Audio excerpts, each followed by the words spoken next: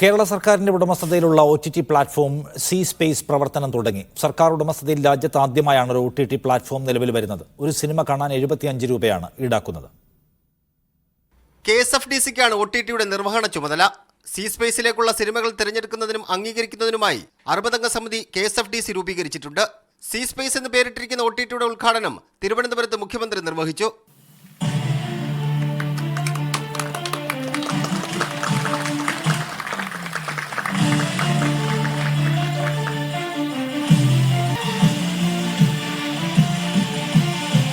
കലയെയും കലാകാരെയും അഭിവൃദ്ധിപ്പെടുത്തുക, ഭാഷയെ പരിപോഷിപ്പിക്കുക, ഇങ്ങനെയുള്ള ബഹുമുഖ ലക്ഷ്യങ്ങളോടെയാണ് OTT പ്ലാറ്റ്ഫോമിന് നാം രൂപം നൽകിയിരിക്കുന്നത്.